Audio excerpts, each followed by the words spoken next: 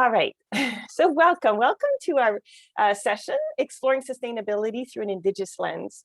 This session is specifically designed for elementary teachers. And my name is Marie Tremblay, and I'm with the Alberta Council for Environmental Education. And I'm joined by my wonderful co-presenter, Donna Ross, who's well known for her work on education for reconciliation with the Alberta Regional Professional Development Consortium. I'm so glad that you're here with me today, Donna. Donna and I are going to be tag teaming throughout this presentation with the idea of bringing you two very different perspectives to this exploration. Myself as a non-Indigenous environmental scientist and educator, trying to wrap my head around Indigenous perspectives on sustainability. And Donna, of course, representing the authentic Indigenous voice in this conversation. So today I will be using the Annotate tool on a few occasions. I'd like to get you guys to practice using it. So you will access the Annotate tool from the top of your screen under, there should be a menu there called Viewing Options at the top of your Zoom screen. It's not with the other commands. And if you go to the top, Viewing Options, and I think if you, you'll find, I think it's like the third option or something, it says Annotate. And if you click on that, you'll have a little ruler pop up. And you can, let's just mark up this page. So I'm going to, for example, find some stamps here, and I'm going to put a bunch of hearts because we're so happy to see you here. Yeah, and then you can, if you want, you can add some text, hello, and that works there. I'm hoping everybody's able to find out. We have found that sometimes, I think if you're using like a Chromebook, you won't have access to that feature. And if that's the case, if you're not finding the Annotate tool, which again, once again, it's under View Options at the top of your screen. If you're not finding it, you can always use the chat. And yeah, I see, Lourdes, you're not finding it, and it does happen. So for those of you who don't have that feature, then we'll be checking the chat as well and include you in the conversation as we go along. All right. So I do want to note that we're going to be sharing a lot of resources today, and we have a lot of resources actually at the end of our PowerPoint presentation that we might not actually get to, but they are there for the sharing. And if you're interested in getting a copy of the presentation, including the links to our resources, we'll show you how to contact us at the end of this presentation. I'll be sharing a very important link for that. As you probably noticed, this session is being recorded, and that's because it's going to be made available through the Alberta Council for Environmental Education's website after the convention. And then finally, if you have any questions for us as we speak, feel free to pop those in the chat, and we'll try to address them as we go along. Okay, I see the annotate's working really well. So now I'm going to ask you to stop annotating. So we're going to clear this. All right, then I go on to the next slide. Okay, so for those of you who haven't heard of the Alberta Council for Environmental Education, we're a small nonprofit organization whose mission is to advance environmental education in Alberta's K-12 schools. And our vision is that Alberta's students are literally environmentally literate and equipped with the knowledge and skills to help create a sustainable future. All right, now here's where we can have fun with the annotation again. We'd love to know who's with us today. And I know we have a really large group, but if you can find your place there in this grid by grade and by school division, this gives us a nice idea of who's on this session with us.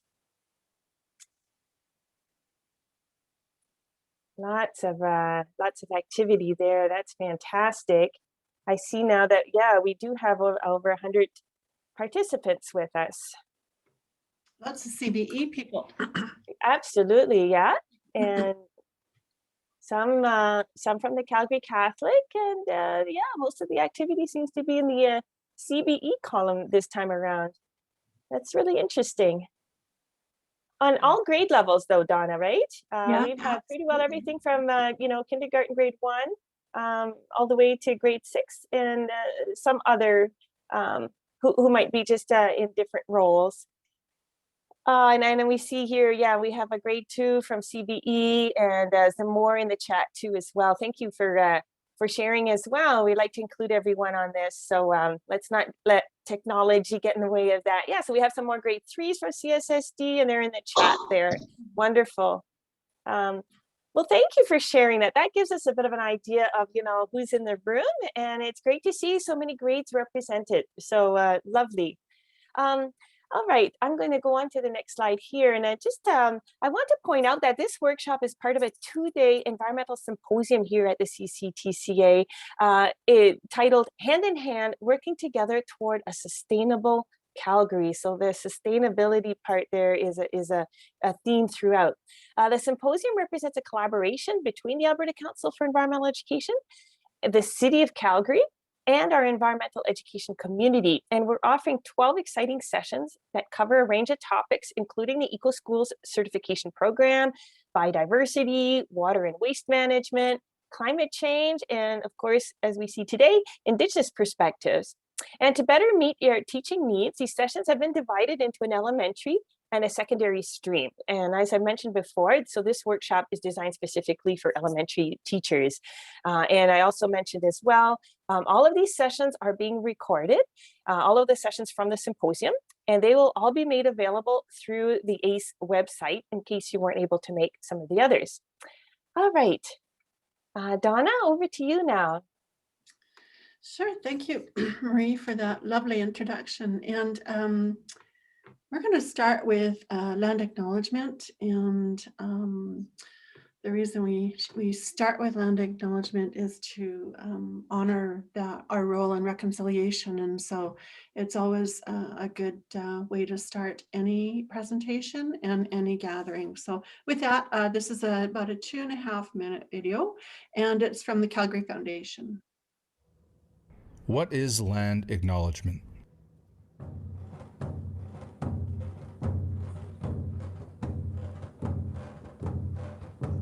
Those of us that are continuing our oral history are blessed. What we shared, that was told from way back. We were part of the ecosystem. We were not masters of it. After we grow up from our biological mothers, the earth becomes our caregiver. Everything that we need is there. We were raised to believe that everything has a spirit, and that everything around us is alive and has a purpose. The spirit of the land and our spirit. You can't separate land and people. In Treaty 7 territory, I'm accepted, I'm something, and I'm with my people. We honor our ancestors by acknowledging Treaty 7 territory.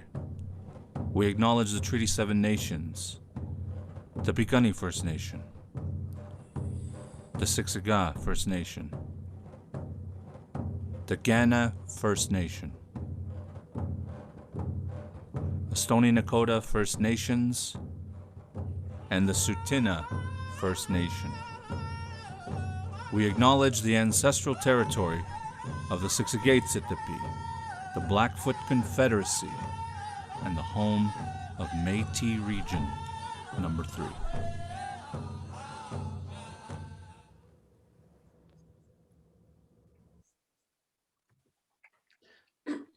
Let's just get back to our presentation here.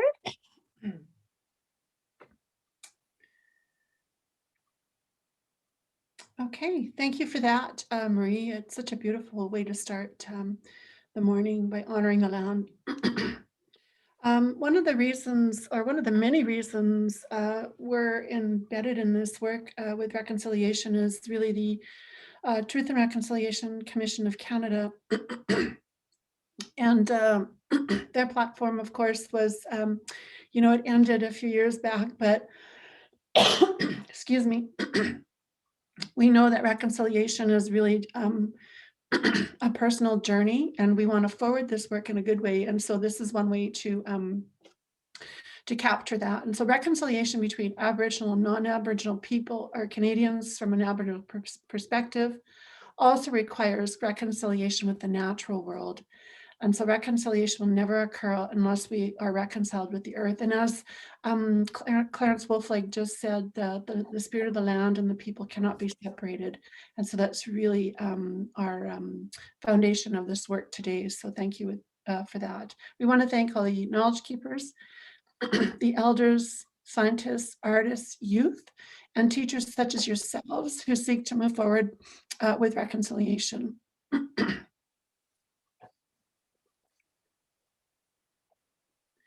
Again, we want to offer a safe space agreement, and it's always part of this work to build relationships. So we want to make sure that you're going to engage fully, that you're going to contribute productively, to be open to new information, possibilities and perspectives, and to ask questions. That's really important that you do that. And feel free to do that in the chat. Absolutely, yeah, absolutely. And so the plan for today, of course, is to weave Indigenous perspectives, to deepen your knowledge about environmental sustainability, and to explore best practices and authentic resources. All right, and we'd like to acknowledge another reality too that teachers are facing this year, and of course that is COVID, and the many challenges and constraints that teachers like yourselves have to deal with because of it. And in our minds, you know, you are true heroes, and we're happy that, to be here to support you in the important work that you do. So to start us off, I always like to share this lovely quote from Elder Bruce Starlight from the Tsuut'ina Nation. And having embarked on this work for the last 5 years now, when we began, we forged a lot of great relationships that still are sustained to this day with our Indigenous communities. And so my role was to connect with elders and knowledge keepers to talk about reconciliation and how to forward it. And so Elder Bruce Starlight, of course, was part of our planning. And one of the things I had asked him, I said, Bruce, could you share with me your own perspective around what reconciliation means to you? And so this is what he shared. He said, we need to shift thinking and attitudes. We need to recreate your thoughts and put them back together in a good way. And so as I was thinking about this translation in a Tsuut'ina language, it's probably far more significant than in the English, but it really, the message is that we are on this journey together with reconciliation. So, excuse me, I have a frog in my throat. I'll be talking a lot in the next slide, and maybe that's a good time to get some water, Donna. I will. So one of the beauties of this work is we know that anything that we do is based on historical perspectives. And then really what informs us now is where we are today and why are we here and where are we going with this work. So I hope that Marie and I can capture and support you on this journey the best way we can. Thank you, Donna. This might be a good break for you right here, because I want to tell you a little bit about my own story here. Actually, you know, in this session, we're going to be practice looking at the world and education through an Indigenous lens. And that is a lens, I think that for most of us is a different lens from our own. And in order to be able to see through a different lens, it's important to first understand our own lens. And that is our own culture, history, life experience that has shaped our individual worldview. So I want to begin here with my own story. And of course, you know, I'm trying to emulate here something that you can process that you can go through with your students. But, you know, I was born in Eastern Canada and both of my parents are French Canadian. The first Tremblay to arrive in Canada was a fellow by the name of Pierre Tremblay. And he arrived in Canada in 1692. So that's about, you know, 330 years ago. And like most European settlers of this period, my ancestors were farmers and they also logged in the wintertime. And growing up, I was always drawn to nature and spent a lot of time playing in the woods near my home on the outskirts of Quebec City. And I think it's fair to say that being in nature was my happy place. I really felt at home there. And I loved reading adventure novels that took place in the northern wilderness. And I was always fascinated by how Indigenous peoples managed to live off the land. And after going to Teachers College, my husband and I had the good fortune of teaching up north for 5 years. And that proved to be an incredible opportunity to experience firsthand Inuit culture of the Eastern Arctic and the Dene culture in the West. And I was particularly struck by how these people so skillfully navigated and found food and shelter in what seemed to me very inhospitable landscapes. And while I learned a lot from that experience, there's also a lot that I didn't fully understand at the time. For example, although I had heard of residential schools, this isn't something that was talked much about. And we're talking here, at the beginning of my career, so we're talking like in the early 90s. Yeah, it wasn't really, those residential school experience wasn't really much talked about. And I never really fully grasped its significance or the full implications of this shameful chapter in Canadian history until, quite frankly, very recently through the work of the Truth and Reconciliation Commission. And like most people my age, I had learned next to nothing about Indigenous peoples at school, beyond a few historical references to the fur trade with the first European explorers. Anyways, so when my husband and I returned south, I got busy with work and studies and raising a family, and my journey to better understand Indigenous cultures was largely put on hold. When I look back at it, I find it actually really odd that neither a master's in environmental science or a PhD in ecology or almost 10 years working in conservation work offered much, if any, opportunity to learn about Indigenous cultures or ways of knowing. Nor did all this time studying terrestrial, aquatic, and marine ecosystems in Alberta and Western and Northern Canada teach me much about true sustainability. In fact, my work as a conservation scientist taught me a lot about unsustainability. All around me, all my life, I've witnessed unsustainable resource extraction, unsustainable agriculture, unsustainable fishing practices, unsustainable consumption, and unsustainable global warming.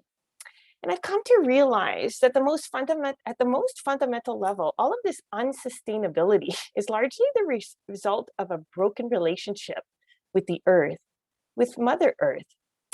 And this is what led me once again to take an interest in Indigenous worldviews and teachings, which are really centered around the notion of sustainability.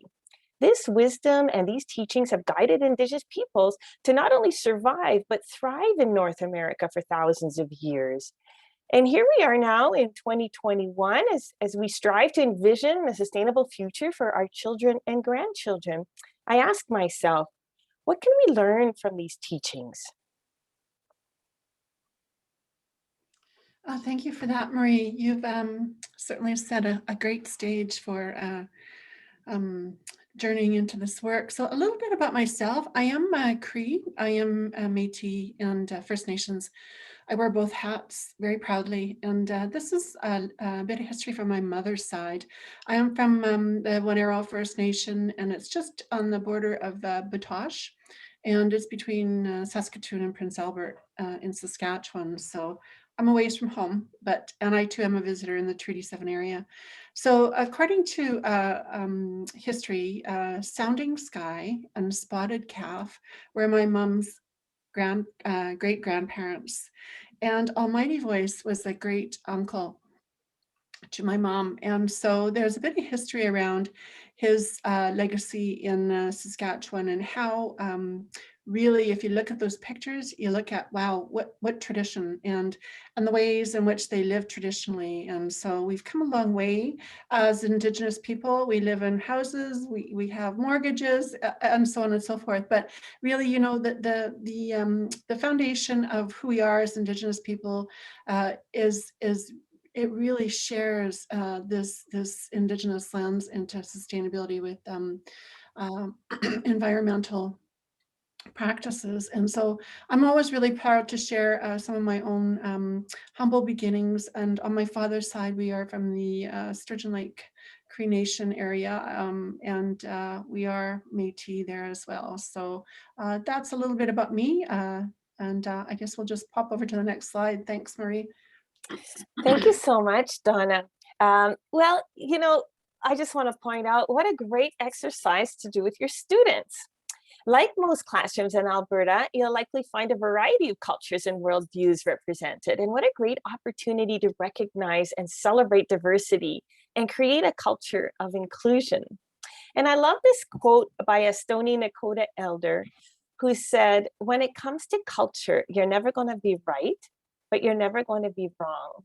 You're never going to be right if you're not open to other perspectives. And you're never going to be wrong if you act with an open heart. And to me, that last bit is so important. You're never going to be right if you're not open to other perspectives, and you're never going to be wrong if you act with an open heart. So this idea of being open to other perspectives and acting with an open heart, I think, is so central to this exploration. So we invite you to open your mind and heart to a different way of looking at things. And let's see where this takes us. And let's not forget, these are all things we want to show that you can do with your students, approaches that you can use directly with your students, right? So over to you, Donna.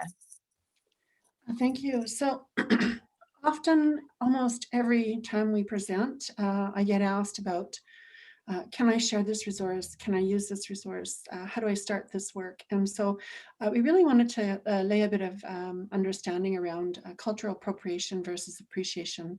And so for me, it's a common statement. We would like to say nothing about us without us. And so what that means is whenever you're working in the place of Indigenous knowledge systems, we want you to be sure that you are pairing your work with Indigenous community, elders, families. It could be your student population, but we really want you to recognize that appropriation is harmful because it's an extension of centuries of racism and genocide and oppression. And that sounds pretty heavy, but it's really the truth. And it's not free for the taking. So cultural appreciation is when you earnestly seek to learn about a different culture, and you learn, you listen, and you strive to understand. And so you seek honor and build relationships with your Indigenous community. So that's really important when you hear that comment. That doesn't mean that you can't forward this work in a good way. Absolutely you can. And that's the reason why we build resources and share them very generously. So keep that in mind. Thank you so much for that, Donna. All right. So, we're here to talk about sustainability. And as with any important and new concept, it's always good educational practice to take a moment to really consider what concepts we're actually talking about. What do they actually mean? So case in point, sustainability is one of those words that gets thrown around a lot. But let's try to unpack it. And here I'll invite you to do, or well, we won't really do it. We're just going to talk about it. But this placemat activity, it's actually based on the Frere model, but it's that you might be familiar with. It's a great way to get students thinking about important concepts. And so the idea is to put the concept in question in the middle, and then to come up with some kind of definition, some characteristics, some examples and non-examples. This can be done individually or in small groups and then brought together as a class. Now we realize we've got a lot of, many of you are teaching younger students, and sustainability is a big word and a very abstract word, but you know what? I don't think any children, sustainability is a very beautiful word and a very positive word. So I feel like, kids should never be too young to start learning what that word means in a way that makes sense to them, right? So this activity is completely adaptable then. It doesn't have to be completely cerebral, but you can adapt it to your level. But the idea of inculcating in students that sustainability is really important, and that comes out of respect. And we'll talk a lot more about what that really means. But this is just a nice starting point. So I filled out the placemat just kind of like from my own perspective as a scientist, and this is kind of what I came up with, so you can kind of see the idea. And it's really funny because like Donna looked at that and I think she kind of laughed. and then Donna filled out her own placemat, and it looks actually really different. So here I am talking about, stuff. I looked it up and I went into Wikipedia a bit and found some things. And I thought of organic farming as an example, and non-examples, clear-cut logging and single-use plastics. But anyways, and then Donna put an Indigenous twist on this. So you can explain this one, Donna. Sure. I had to stop and reflect on what sustainability meant for me. I use the term sustainability in a different approach because I'm always talking about how to make sustainable relationships in our school communities to support the application of Indigenous knowledge. So for me, this, it made me think, and I thought, well, the definition for me is all about land-based learning and how it embraces the rhythms of the earth, and that we're harmony with nature and abundance of resources. And the characteristics, of course, are utilizing the earth as a teacher and a healer, and that we live in harmony and balance, and that we have creation story of earth cycles. And that's pretty much in every Indigenous community that I've worked in. And some examples of sustainability through holistic practices, community learning, hands-on approaches, experiential learning, and then of course, really importantly, is the elder teachings in that oral story.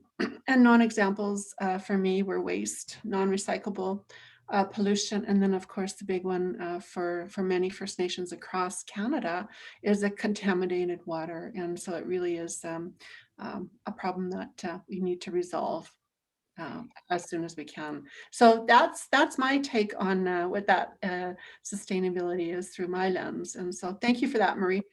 Well, I just love this because it's just the language that you're using is quite a bit different than what I would have come up as a scientist. And we got a great comment here in the chat from a kindergarten class. And I love this, a quote, I think, from a 5-year-old saying that, hey, they don't throw out paper towels, they compost them. And they say, paper towels aren't garbage, they are food for the earth.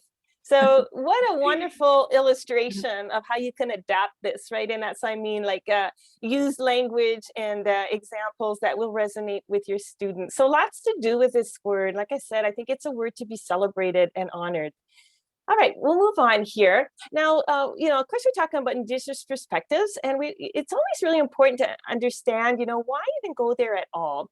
And Donna and I have come up with 4 reasons, and we're going to talk about them fairly briefly here, but they have to do with history, knowledge, pedagogy, and relationship. And so let's talk a bit about the history. Donna, I think you did a nice job of explaining this last time. Sure.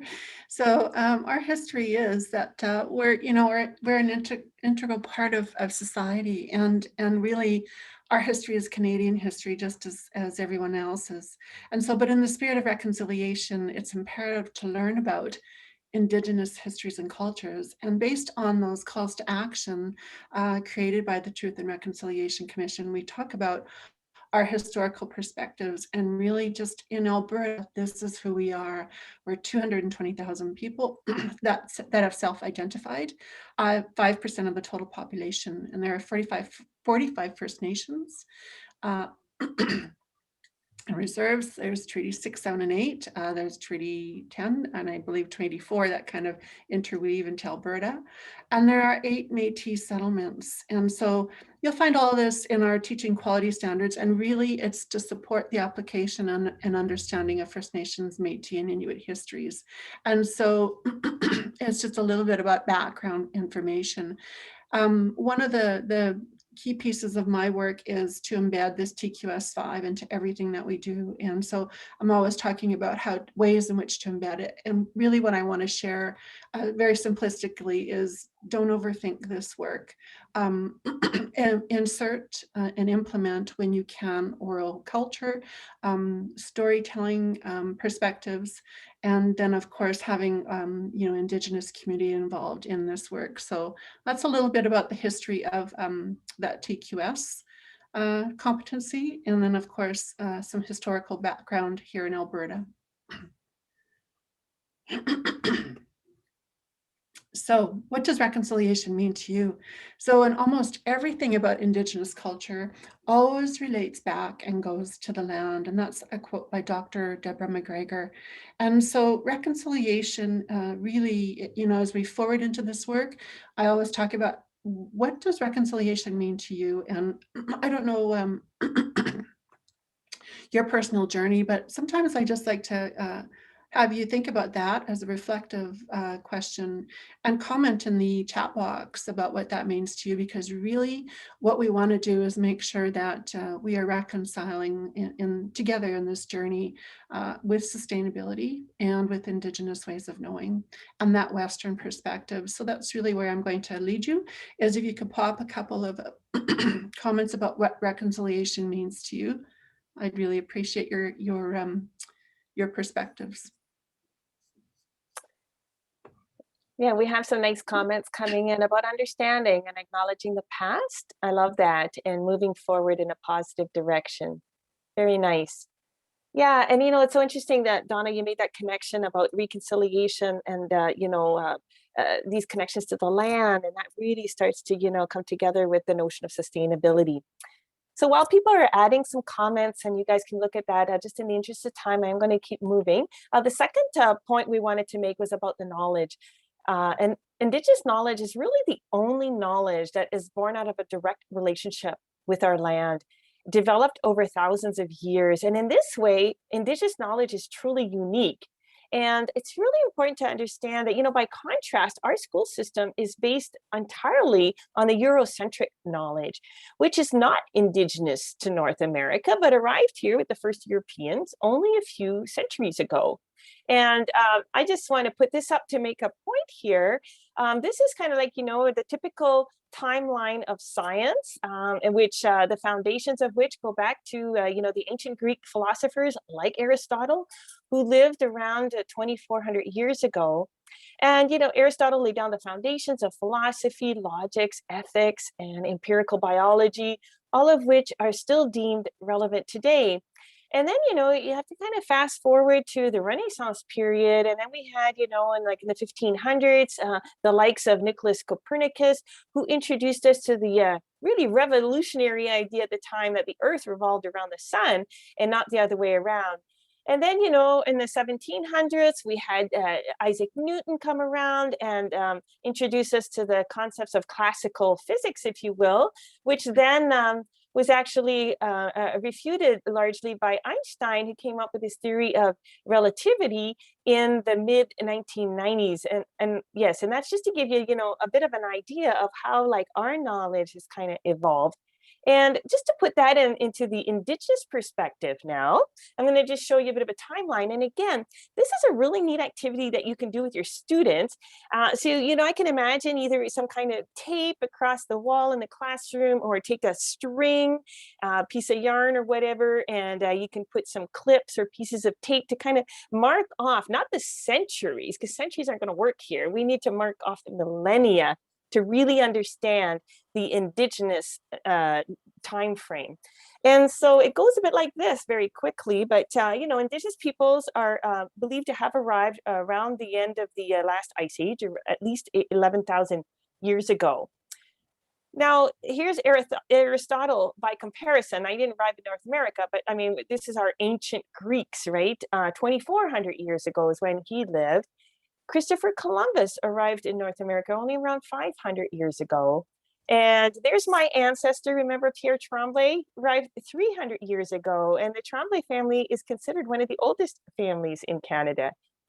And there's also a few other markers, but for comparison, Stonehenge in the UK, which we consider to be so ancient, was only 5,000 years ago. And the ancient pyramids were built around 4,500 years ago. And I think we got one last one here. Our founding forefather of Canada, John A. Macdonald, okay? And look how recent that is in comparison now to the whole timeline of this knowledge that has evolved with this land right here in North America. A great exercise, I think, to do with your students. Over to you, Donna. Sure. One of the reasons we put John A. Macdonald in there was it really did evolve from some of his beliefs in who we are as Indigenous people. And so it has led us into this remarkable work in reconciliation in this day and age. And so some of our role models and elders, knowledge keepers, ceremonial knowledge keepers, is really what we're highlighting and showcasing here. And so I have a lot of great connections to many of these people, but I wonder how many of you, I guess, in your annotated tool can identify at least two people, within this slide. Yeah. And remember, the Annotate tool is at the top of your screen under viewing options.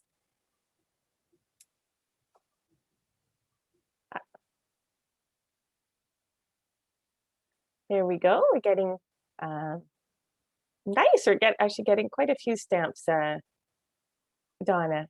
Perfect. Yeah, I really tried to embed as many uh, local Indigenous people. And then, of course, our role models in the youth category are really important within this work as well. I love Autumn Peltier and Yeah, we have a fantastic video from her yeah, at the end, our- right? So I'll move on. Just in the sake of time, Donna, we are running a little bit behind, so we'll need to keep moving. Sure. Yeah, we absolutely will be sharing the slide deck. I think Marie is going to explain that. Absolutely. And so we're going to talk a little bit about this pedagogical side. And really what we want to share here is that education is key in this work. And we want to, of course, make make you aware that Indigenous pedagogy is good pedagogy, and it's good practice to know. And so to know more is to develop that foundational knowledge. So, and it's key to living in a sustainable way with that Indigenous lens. So what do you see from your own perspective? And so Joanne Archibald describes story as work that educates the heart, the mind, and the body, and the spirit. And stories engage listeners and the storyteller in respectful relationship of reciprocity that sustains oral culture. So what stories the old ones share will help with sustaining the old ways. And so those are really key foundational pieces when we talk about pedagogy and Indigenous ways of knowing and Indigenous knowledge systems. And so it's all relational work, and we want to make sure that you tie in that piece there. So here are some characteristics of Indigenous pedagogy. They're very consistent with the latest direction in educational research, although sometimes we might label these slightly different. So Thank you, and that's a nice segue to go to our fourth reason for being interested in Indigenous perspectives is this whole idea of relationship, and that's really a really key point we want to make during this presentation. And so, as I've noted before, from the perspective of an environmental scientist or ecologist, our relationship with the earth is clearly broken. And for many of us, like myself, who've been around for a while, it's just kind of, seen so much degradation of our natural life support systems over the course of our lifetimes. The human footprint is everywhere, altering and degrading the very systems that sustain us. And so it's interesting, just a little bit closer to home. Last year, we conducted a survey involving 500 youth aged 15 to 24 right here in Alberta. And we found that 9 out of 10 youth have a moderate to extreme level of concern when considering the environment and climate change. So clearly, and you'll see some other stats here from that study on this slide. This study, by the way, there is a report if you want more details on it. It's quite interesting, but it's available on our website, and there is a link there to that. But basically, what this showed is that our students understand that our relationship with the earth is broken, and they want to know how we can fix it. They want to get involved in that. And I recently attended a really interesting presentation by Dr. Nigan Sinclair, and the title of his presentation was "Relationships Are the Curriculum." And I thought, oh my goodness, like that's just so right on as far as I'm concerned.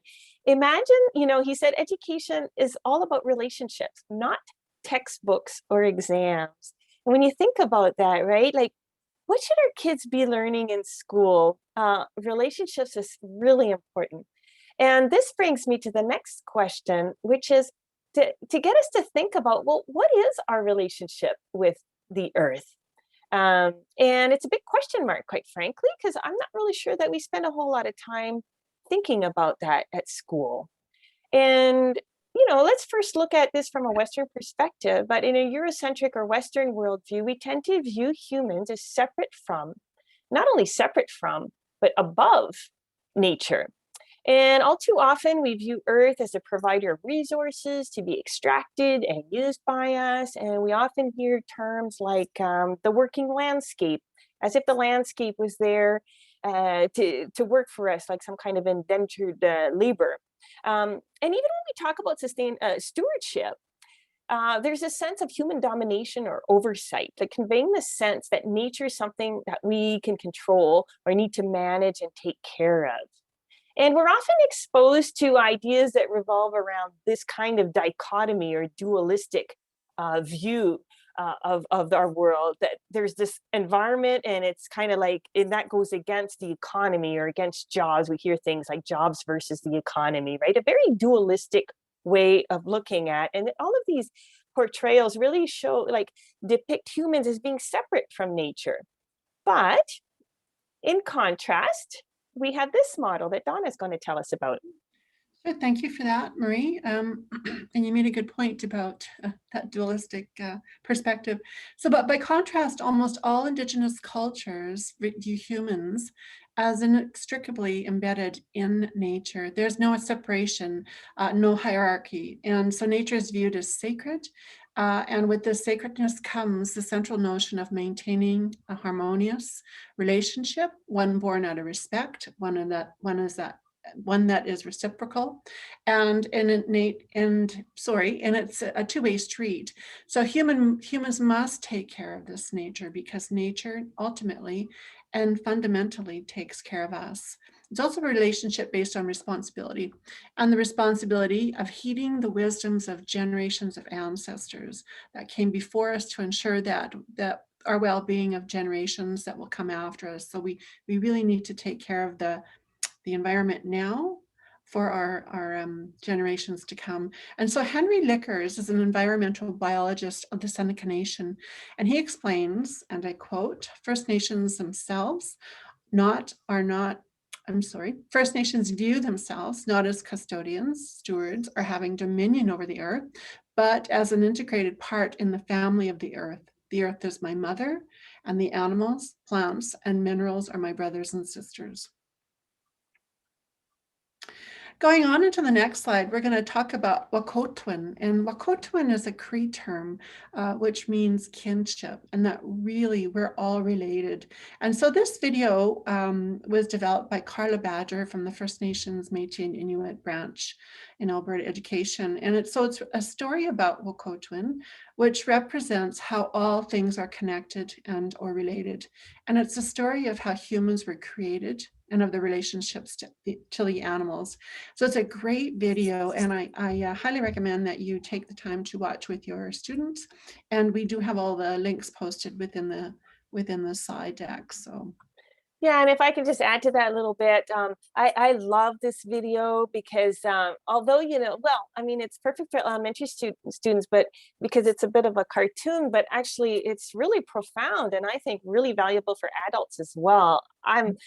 I learned a lot from it, just from the perspective of humans and being in a relationship with all of life around them and the different animals. So anyways, I made up a set of questions to go with this video. So just to make life a little bit easier on you, if you want to, view the video with your students, here's some questions that you can explore with them and build from there. But it is a fantastic video. Go ahead, Donna, tell us a little bit about 7th-generation teaching. Sure. And we are a little tight on time, so but not too bad. So keep going. So the idea of 7 generations teaching is all about sustainability and making decisions today that will benefit 7 generations down the road.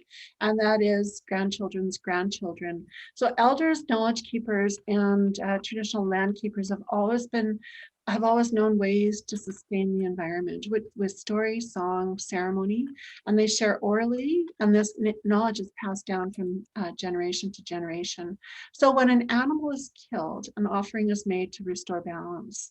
And disruption to balance with a hunter as an example, disrupts the person, so they are not themselves or the person they should be. So, and one way to acknowledge that and to say thank you is to take tobacco and offer it as a thank you to the creator for the sustainability around the sharing of an animal spirit.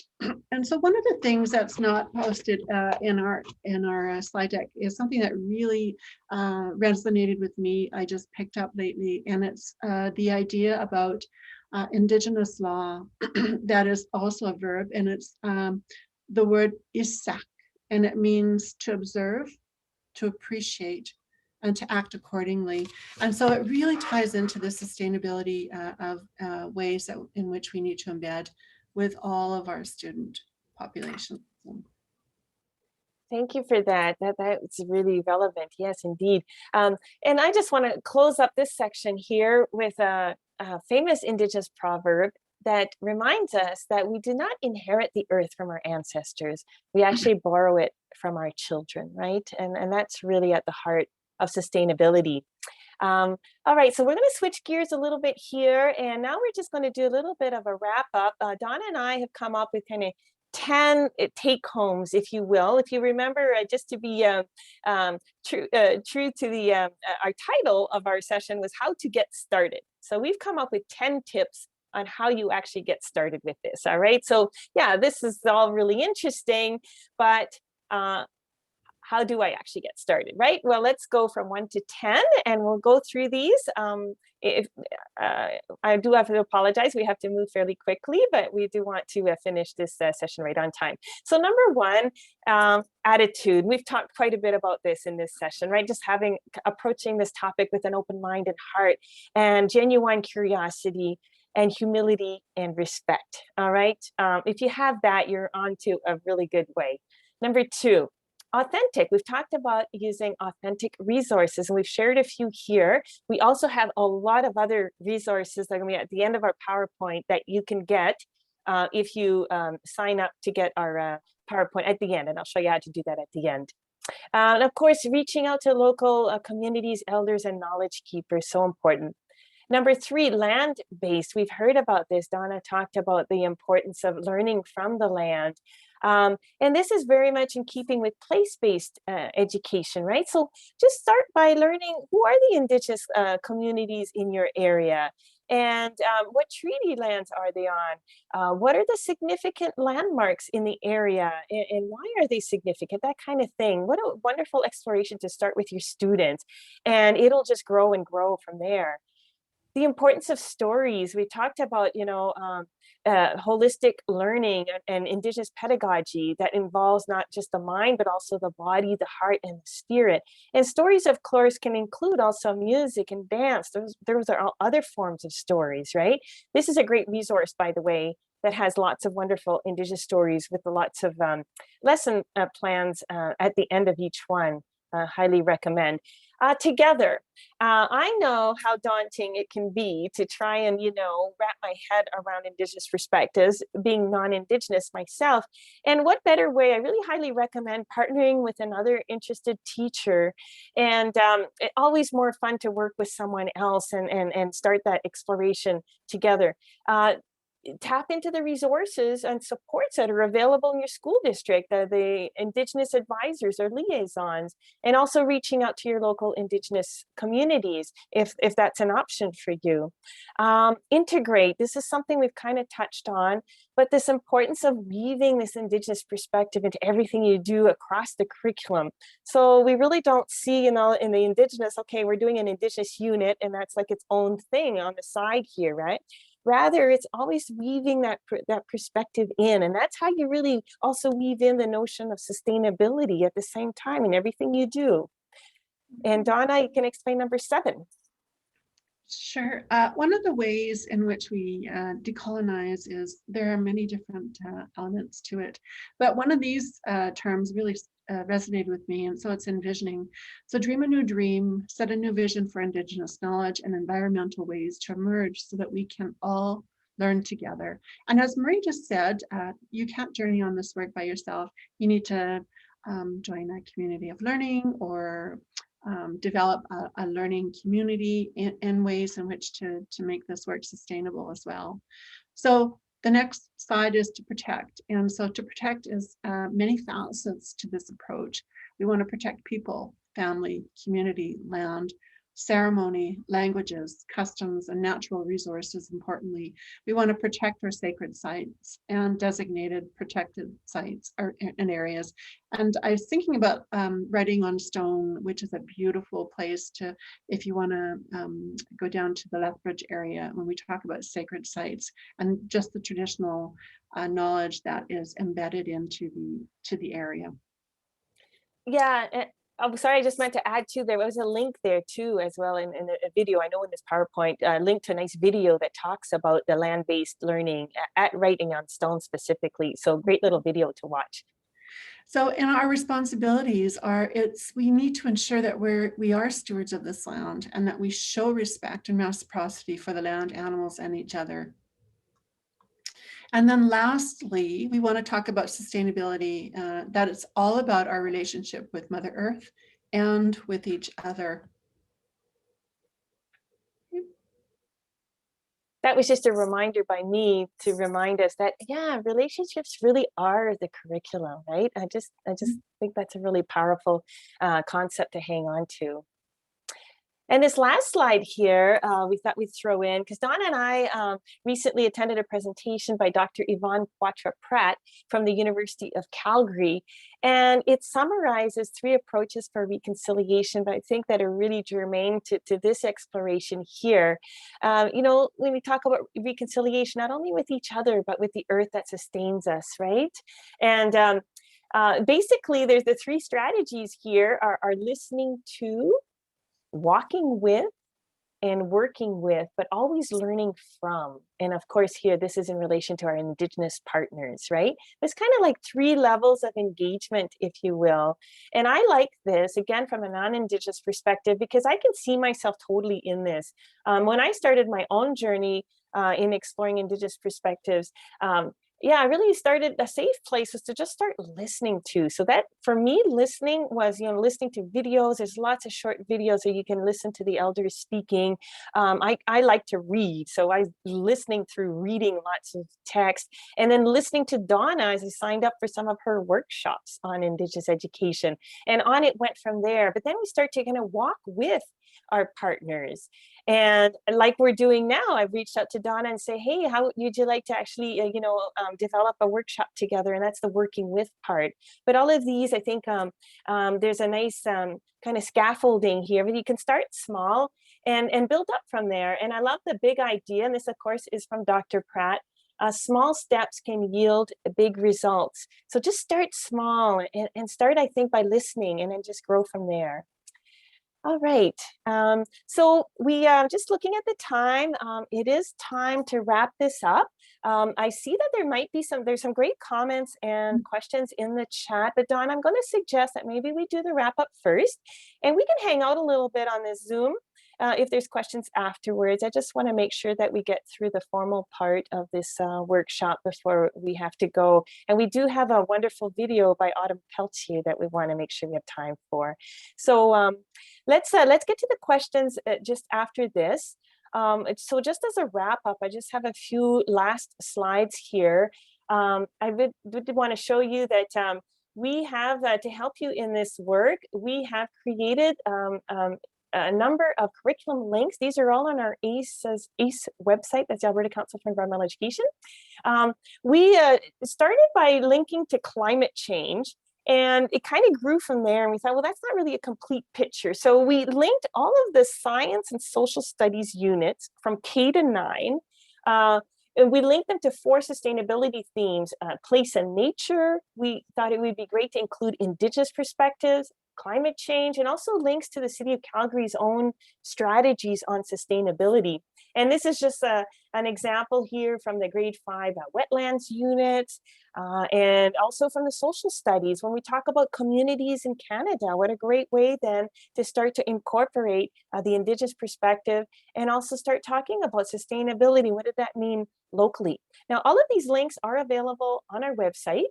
And the link is here, the URL is on the presentation. And these are all organized by grade and by subject, so you can find them very easily.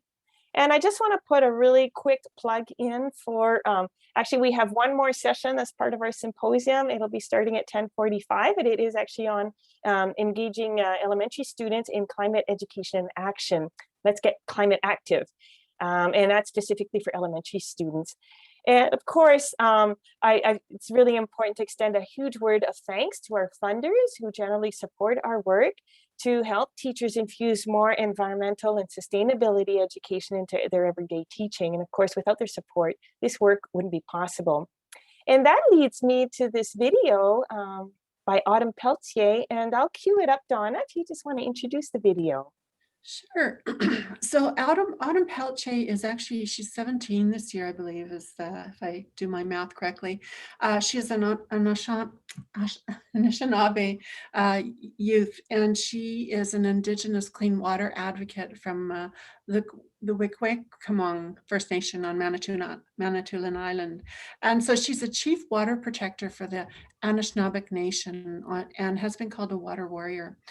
In 2018, at the age of 13, she addressed world leaders at the UN General Assembly on the issues of water protection. And so this video really talks about ways in which water needs to be protected, and it really identifies and hones in on our First Nations communities across Canada and the issues that we contend with on a daily basis. So with that, I guess we'll start the video. Yes, I just want to point out that Donna and I, this is the last word of the session, and we wanted to give it to an Indigenous youth, and it is all about sustainability. So when we come back, we will share our last slide that will include the links on how you can get the resources. So stay tuned, but enjoy this video. It's really powerful.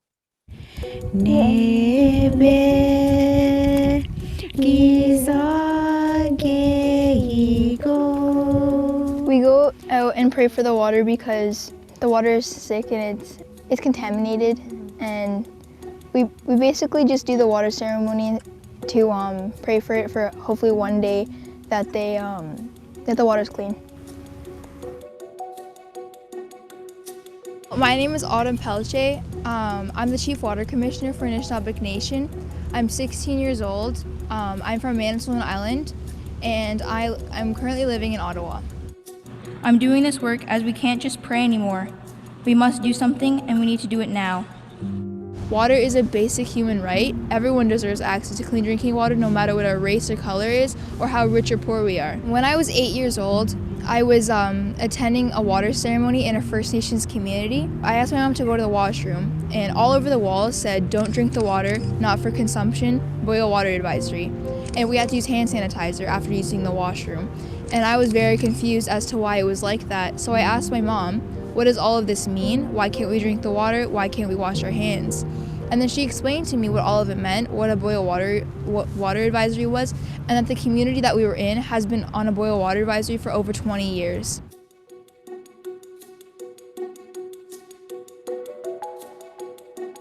I visited a First Nations community, I think, last summer, and it's at Awapiskat First Nation. They're a northern community in Ontario, and I had a chance to speak with the youth there. And honestly, some of the things they had to say they were heartbreaking. They were really sad. One of the kids said to me that she feels bad that her grandparents, who are both over 70, have to walk every day 2 kilometers with buckets of water to get their water from a well that everyone in the community has to share. And honestly, that's terrible. Like, I went there, and you wouldn't even think that you're in Canada. They're living it, like I said, they're living in third world conditions, and we're in a first world country. It should not be like this. In 2016, I was at the Assembly of First Nations in Gatineau, Quebec, and I guess you could say I told off the Prime Minister when I was 12 years old.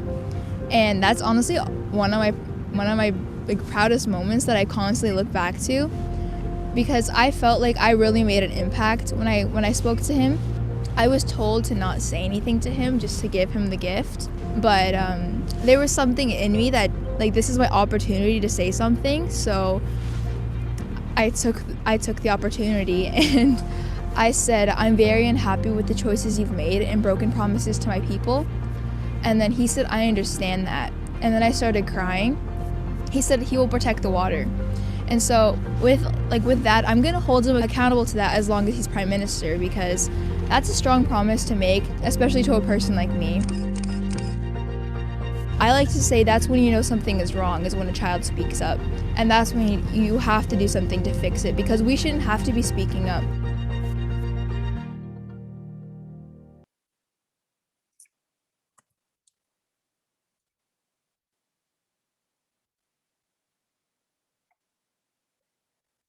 Oh, okay. Wow. That's a really, I get teary-eyed every time I watch that, Donna.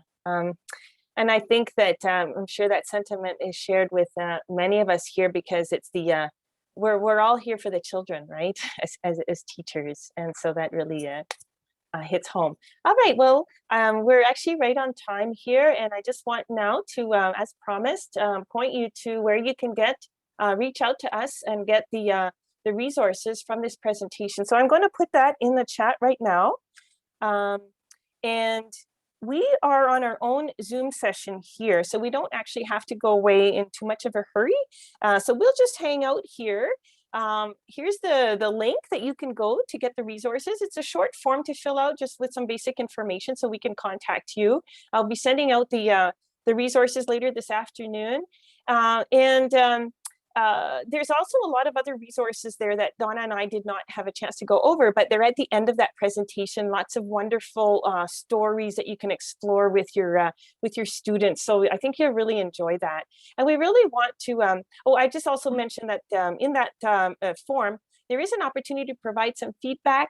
So we love having feedback from teachers, because that's what helps us improve our workshops. So any feedback that you are willing to give us, we would really, really appreciate it. It is only optional, of course. So, but we will, we appreciate it. So thank you for that. And with that, I just hope that you all enjoyed this session. And Donna, thank you so much for co-presenting. It's been a real honor to do this with you. And I really want to thank everyone who participated today. Thank you for joining us, and also for participating so well and sharing your thoughts through the chat. It's been wonderful to see those chats. Thank you, Marie, for providing, that relational space for an Indigenous perspective in this work. So thank you so much. I'll just put paste the link one more time. We've got some nice comments coming in through the chat. Words of appreciation. Thank you very much for that. And yeah, well, so I'm going to stop recording. That's the first thing I need to do. And all right, so we're stopped.